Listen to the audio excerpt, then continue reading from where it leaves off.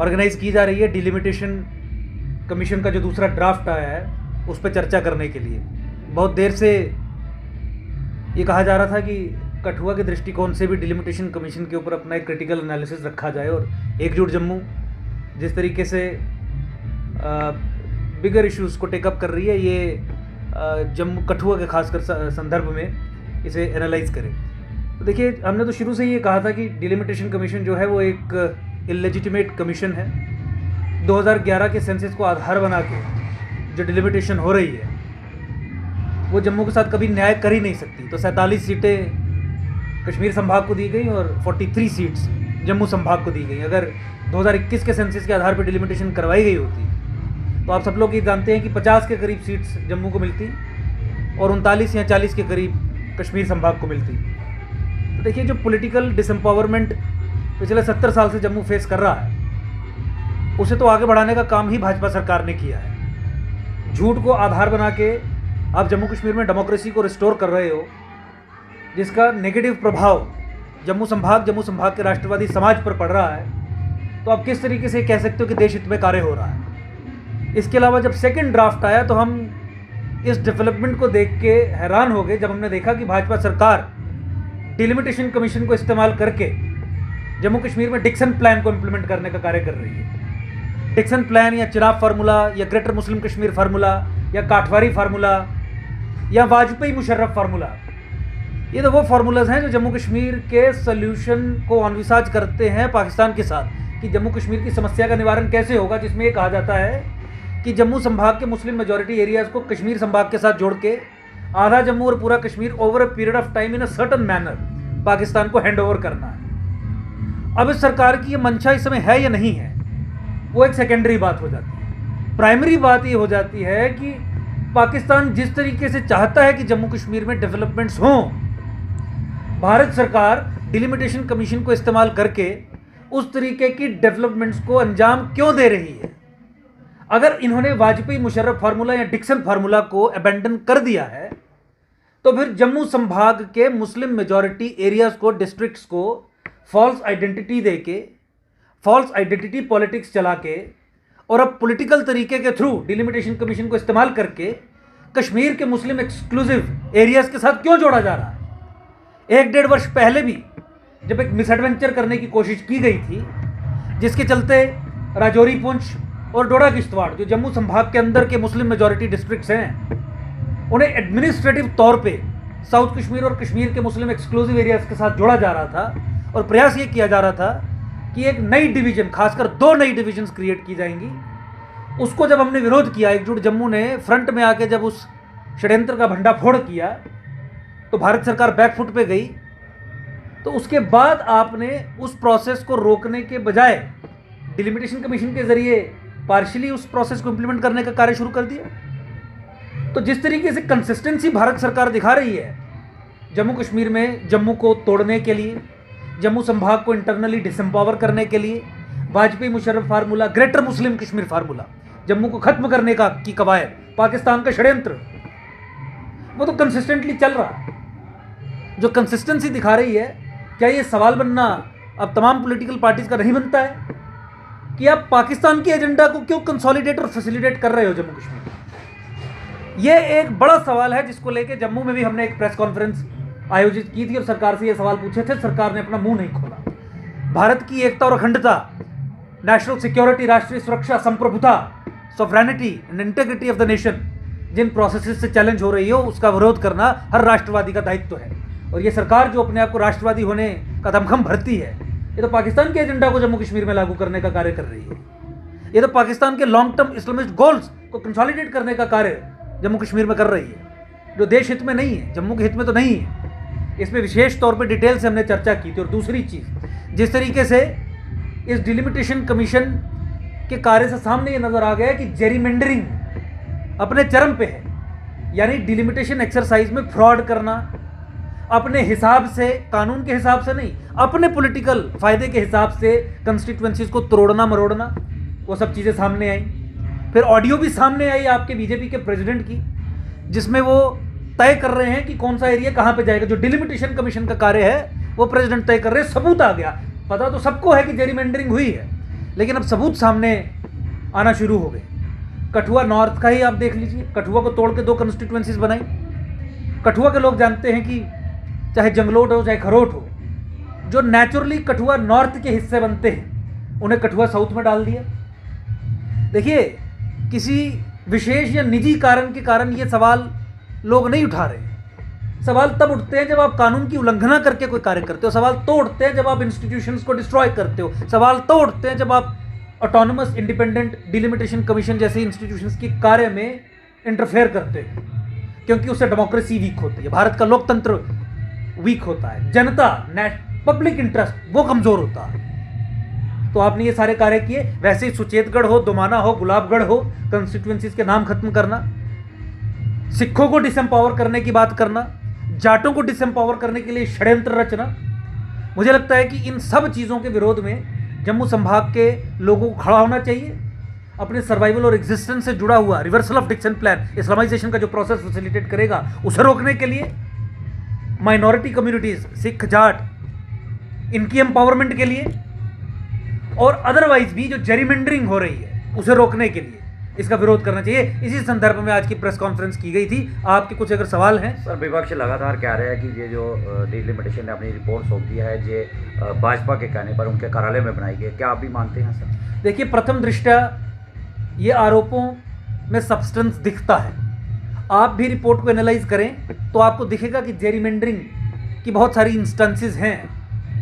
Vajpayee Musharraf formula जो देश के खिलाफ, जम्मू के खिलाफ प्लान किया गया, पाकिस्तान द्वारा इंस्टॉल्ड प्रायोजित फार्मूला, उसकी भी इंप्लीमेंटेशन सामने नजर आ रही है। पार्टी के क्लियर पॉलिटिकल ऑब्जेक्टिव्स इसमें सत्ते हुए नजर आ रहे हैं। तो जिस तरीके से ऑडियो लीक हुई उसके ऊपर कोई वक्तव्य नहीं, झूठ बोलना कि 2-3 अलग अलग कन्वर्सेशन को जोड़ के एक ऑडियो बनाई गई और वो लड़का, जिस लड़के ने ये रिकॉर्ड करके पब्लिक डोमेन में लाया था, वो भी सामने आ गया। जब उसने पोल खोल दी उसके बावजूद भी यहाँ की सरकार कोई एक्शन नहीं ले रही है, कोई जांच आयोग नहीं बिठा रही है। ये कोई छोटी मोटी बात नहीं है कि आप डिलिमिटेशन कमीशन के कार्य में इंटरफेयर करते हैं और सक्सेसफुली इंटरफेयर करते हैं। क्या डिलिमिटेशन कमीशन के जो मेंबर्स हैं भाजपा ने उन्हें रिक्रूट किया है? क्या डिलिमिटेशन कमीशन की जो अध्यक्षा हैं वो सुप्रीम कोर्ट की जज रही हैं? क्या वो इतनी कमजोर हैं कि इस तरीके के तथ्य पब्लिक डोमेन में आने के बाद भी एक जांच की गुहार सरकार से नहीं कर सकती? डिलिमिटेशन कमीशन जो एक ऑटोनमस इंस्टीट्यूशन है, क्या उस ऑटोनमस इंस्टीट्यूशन की ऑटोनमी और सैंक्टिटी को उन्हें अपने दिमाग में नहीं रखना चाहिए? तो इसी संदर्भ में हमने ये कहा कि ये एक ऐसा विषय है जिस पे व्यापक तौर से जांच होनी चाहिए और सारा प्रोसेस बिल्कुल साफ तरीके से लोगों के सामने आना चाहिए। लोगों को विश्वास होना चाहिए, पार्टिसिपेटिव तरीके से, ट्रांसपेरेंट तरीके से, अकाउंटेबल तरीके से, कानूनबद्ध होके, रिप्रेजेंटेशन ऑफ पीपल्स एक्ट के प्रोविजंस के तहत, रीऑर्गेनाइजेशन एक्ट के प्रोविजंस के तहत यह परिसीमन का कार्य हुआ। ऐसा नहीं है, डाउट्स है। इसीलिए हमने ये कहा कि अब चूंकि इतनी सारी चीज़ें सामने आ गई हैं, चूंकि ये 2011 के सेंसस के आधार पर भी हो रहा था, जो झूठ था, झूठ को आधार बनाया और फिर इस तरीके के षड्यंत्र किए जा रहे हैं, इस डिलिमिटेशन कमीशन को डिसबैंड करना चाहिए। 2021 के नए सेंसस के आधार पर पुनः डिलिमिटेशन का प्लान करना चाहिए, एक नई डिलिमिटेशन कमीशन कॉन्स्टिट्यूट करनी चाहिए, क्योंकि अब ये साबित हो गया है कि डिलिमिटेशन कमीशन नहीं है, ये बीजेपी कमीशन है। तो क्या लगता है कि इससे बीजेपी को इलेक्शनों में कुछ फायदा मिल सकता है जिस तरीके से? देखिए, जो राजौरी पुंछ को अनंतनाग से जोड़ने वाली डिक्सन प्लान की मैंने बात कही, वो राष्ट्रीय सिक्योरिटी, देश की एकता, अखंडता और संप्रभुता का मामला उसमें इन्वॉल्व है। आप छोटे मोटे इलेक्शंस के बेनिफिट को छोड़ दीजिए, इन्होंने अपना दिमाग लगा के कुछ ऐसी कंस्टिट्यूएंसीज क्रिएट किए हैं जो ये सोचते हैं कि जहां से इनकी सीट्स निकलेंगी। लेकिन आप सब लोग जानते हैं कि जम्मू संभाग के लोग बीजेपी के कितने विरोध में हैं। जम्मू संभाग के लोग विकल्प खोज रहे हैं, और जम्मू संभाग के लोग विकल्प बनाने की प्रक्रिया में जो लोग कोशिश कर रहे हैं उनकी मदद भी कर रहे हैं। एकजुट जम्मू पार्टी जिस तरीके से इसका विस्तारीकरण हो रहा है, ये भाजपा के प्रति जो नफरत है, हेट है, क्योंकि इन्होंने बिट्रे किया, धोखा दिया, उसी के चलते ऐसी कॉन्स्टिट्यूएंसीज इस तरीके से बना ली गई हैं जिसका ना सर है ना पैर है।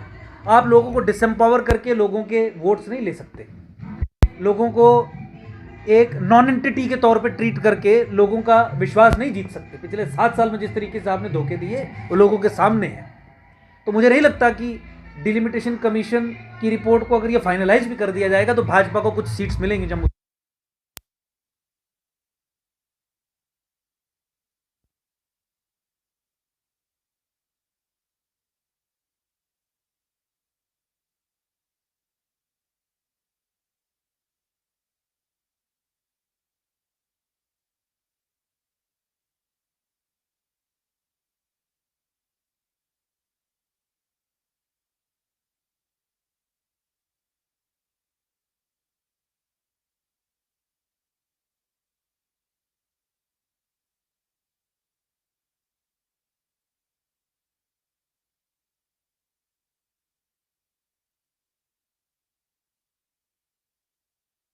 डीडीसी के से आप किस तरीके से देखिए, मैं एक तो स्पष्ट कर दूं कि एकजुट जम्मू ने डीडीसी के चुनावों में अपना कोई भी कैंडिडेट नहीं उतारा था। हाँ, ये ज़रूर था कि जो कैंडिडेट्स एकजुट जम्मू पार्टी के सदस्य नहीं थे लेकिन on their on independent capacity में खड़े हुए थे, अच्छी छवि के थे, आम लोगों के, आम घरों के लोग थे, कोई पॉलिटिकल बैकिंग या उस तरीके का धन बल नहीं था, सोचते थे कि जम्मू संभाग के लिए कुछ करेंगे, उन्हें समर्थन देने का कार्य जरूर किया था। एकजुट जम्मू उस समय पॉलिटिकल पार्टी भी रजिस्टर्ड नहीं थी, कोई कॉमन सिंबल भी हमें नहीं मिला था। एकजुट जम्मू का जो एग्जिस्टिंग कार्डर था उसमें से किसी ने चुनाव नहीं लड़ा था। वो तो हमने, लोग हमसे जुड़े इसलिए कुछ लोगों को समर्थन किया था जो लोग स्वयं चल के हमारे पास आए थे और उससे हमें बहुत फायदा हुआ। वो लोग जो थे उन्होंने हमारे ऑर्गेनाइजेशन का विस्तार करने में बहुत महत्वपूर्ण भूमिका निभाई। वो हमारे लिए एक विन विन सिचुएशन थी। चुनाव तो अब होगा, जिस समय अब इलेक्शन कमीशन ऑफ इंडिया ने हमें रिकॉग्नाइज किया, रजिस्टर किया, 43 की 43 सीट्स पे एकजुट जम्मू पार्टी अपने कैंडिडेट्स उतारेगी। और आप देखिए, कोई ऐसा दिन पिछले एक महीने में नहीं रहा है जिस दिन लोगों ने आके एकजुट जम्मू पार्टी का दामन नहीं थामा है, चाहे वो महिलाएं हों, चाहे वो बुजुर्ग हों, चाहे वो यूथ हो, तो चाहे वो रिटायर्ड गवर्नमेंट एम्प्लॉयज़ हों जो सरकारी तंत्र में रह के कुरीतियों को देखते हुए कुछ कर नहीं सकते थे लेकिन करने की भावना रखते हैं। आप देखेंगे कि एकजुट जम्मू ही एक विकल्प बनेगा भाजपा का जम्मू संभाग में, और एक लैंडस्लाइड विक्ट्री जम्मू संभाग के लिए अटेन करेगा आने वाले विधानसभा चुनाव। सर, भाजपा जो है 50+ का नारा लेकर निकली है, किस तरह देखते हैं आप? देखिए, वो तो भाजपा जो है वो जम्मू कश्मीर में कश्मीर को खुश करने के लिए कार्य कर रही है और कश्मीर में 47 के करीब उन्होंने सीट्स भी दी हैं और इनके मंत्री संतरी जितने भी लोग हैं, जितने भी नेता हैं, वो डिप्लॉय किए गए हैं कश्मीर में कश्मीर की उन्नति के लिए। मैं यही कहता हूं कि भाजपा कश्मीर से कम 35 से 40 या 45 सीट सोच के चल रही है कि वहाँ से मिलेंगी, क्योंकि भाजपा ये जानती है कि जम्मू संभाग से उसका सुपड़ा साफ हो चुका है। जिस तरीके से रसाना में उन्होंने धोखा दिया, जिस तरीके से माइनॉरिटी राइट्स को लेकर कश्मीर में जम्मू संभाग के लोगों के अल्पसंख्यक कम्युनिटी के राइट्स कश्मीर में भेजे, जिस तरीके से डेवलपमेंट में भाजपा ने डिस्क्रिमिनेशन की पराकाष्ठा अचीव करवाई जो पिछले 70 साल में नहीं हुई, जिस तरीके से नौकरियां 90 वहाँ 10 यहाँ, जिस तरीके से border battalion, BSF, CSF youth को प्रताड़ित किया, आपको लगता है कि भाजपा अपने सपने में भी सोच सकती है कि वो जम्मू संभाग से कुछ सीटें लेगी? और फिर एक ऐसा पॉलिटिकल माहौल जहाँ पे लोग चाहते हैं कि भाजपा का विकल्प मिले और भाजपा का विकल्प एकजुट जम्मू बहुत तीव्र गति से आगे बढ़ रहा है, तो मुझे नहीं लगता कि जम्मू संभाग को कंसिडरेशन में रख के वो ये कह रहे हैं। 70 साल से कश्मीर एग्रेसर रहा है, एक इंपीरियल ताकत रहा है, जम्मू हमेशा पीड़ित रहा है, उसके बावजूद भी इन्हें कश्मीर का दर्द सताता है। तो जम्मू संभाग के लोगों ने तय कर लिया है कि 50 सीटें भाजपा लेगी कश्मीर से ले, जम्मू संभाग से 43 की 43 सीट्स जो हैं उसमें से कोई भी भाजपा को नहीं मिलेगी। सर, कश्मीर से तो जो सीटें हासिल करेंगे, लेकिन भाजपा के कुछ लोग लखनऊ में फ्री पास मिलने में सबसे आगे। नहीं, देखिए, पोजीशन का दुरुपयोग करना किसी भी तरीके से ठीक नहीं है। जहाँ तक टोल प्लाजा का मामला है, टोल प्लाजा को लेके कुछ सीरियस इश्यूज भी हैं, लोगों के साथ बदतमीजी होती है, सही ढंग से लोगों को ट्रीट नहीं किया जाता, या जिस तरीके से लोकल एरिया के लोगों को एग्जेम्पशन होनी चाहिए वो एग्जेम्पशंस प्रॉबेबली नहीं मिलती। जिस तरीके से JK 21 गाड़ी को ठंडी खुई टोल प्लाजा पे एग्जेम्पशन है, वैसे JK 08 गाड़ी को नहीं है। हम पूरा समर्थन करते हैं जम्मू कठुआ डिस्ट्रिक्ट के लोगों का इस मांग को लेके कि JK 08 को भी टोल प्लाजा में एग्जेम्पशन होनी चाहिए, लेकिन उसके लिए एक ऑर्गेनाइज्ड तरीके से एक ऑर्डर निकाल के डिप्टी कमिश्नर और जो एडमिनिस्ट्रेशन है, जिस तरीके से सांबा की एडमिनिस्ट्रेशन ने कॉन्फिडेंस पे लेके किया, वैसे होना चाहिए, ताकि किसी के फेवर में कोई एक डिस्क्रिमिनेटरी कंडक्ट ना रहे, सब लोगों को एग्जेम्पशन मिले, उसके लिए एक सिस्टम बन जाए। वो इस सब कहते हैं कि म्यूनसिपलिटी में टोल प्लाजा लगता नहीं है, फिर ये कैसा लगा? हाँ, देखिए, विकल्प क्या है? देखिए, इसकी ये बिल्कुल सही आपने कहा कि कानून में म्यूनसिपल लिमिट्स में टोल प्लाजा एग्जिस्ट नहीं कर सकता। इस विषय को लेके मुझे लगता है कि जब सरकारें हमारी बात नहीं मान रही हैं, तो मैंने भी निवेदन किया था कि मुझे लगता है कि फिर अब कोर्ट जाने के अलावा और कोई चारा नहीं है। मुझे लगता है कि मैं निवेदन करूंगा यहाँ की जनता से, आइए मिल के ये डिसाइड करें, क्योंकि जब तक जनता का सहयोग नहीं होगा कोई भी निर्णय इस विषय पे लिया नहीं जाता। कोर्ट के माध्यम से, ग्राउंड पे जंग के माध्यम से हम इस विषय को लेकर लड़ेंगे और मुझे लगता है कि कानून की उल्लंघना दिखा के कोर्ट भी हमारी मदद करेगा। अंकुर जी, जैसे आपने बताया कि आप आने वाले दिनों में चुनाव में भी आपकी पार्टी है वो हिस्सा लेगी, आप डिस्ट्रिक्ट कठुआ से आते हो, तो आपकी जो मनपसंद सीट रहेगी वो, अगर कठुआ की डिस्ट्रिक्ट की हम बात करें, यहाँ पहले 5 सीटें थी, अब 6 सीटें होने जा रही हैं, तो आप किस सीट से चुनाव लड़ेंगे? वैसे तो आप आते हैं कठुआ नॉर्थ से, आप आते हैं, क्या हम देखेंगे कि आप वहाँ से एकजुट की तरफ से अपना चुनाव का बिगुल बचाओगी पहली बारी? देखिए, अब आप जानते हैं कि एकजुट जम्मू एक पॉलिटिकल पार्टी बन चुकी है, रजिस्टर हो चुकी है। ये वैसे ही एक पॉलिटिकल पार्टी है जैसे भाजपा है, कांग्रेस है, NC है, PDP है।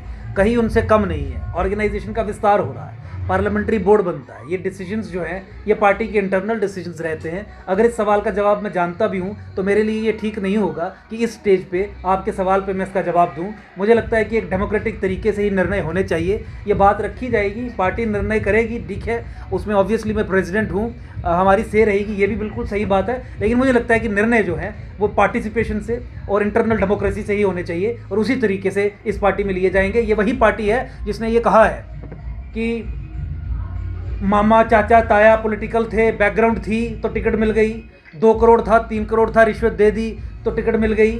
पढ़े लिखे लोग, आम घरों के टैलेंटेड लोग जो देश के बदलाव के लिए कुछ कार्य करना चाहते हैं, उनका कुछ नहीं होता, ये वैसे ही लोगों को टिकट देने का कार्य करेगी। और इसी दृष्टिकोण से एक पार्टिसिपेटिव, ट्रांसपेरेंट और अकाउंटेबल तरीके से ये निर्णय होंगे। सबसे पहले कठुआ के मेरे मीडिया के बंधुओं को ही ये जानकारी दी जाएगी एक्सक्लूसिव कि कौन सी सीट से कौन कौन कैंडिडेट्स उतर रहे हैं। ये मैं आपको आज इस प्रेस कॉन्फ्रेंस के माध्यम से आश्वासन देता हूँ।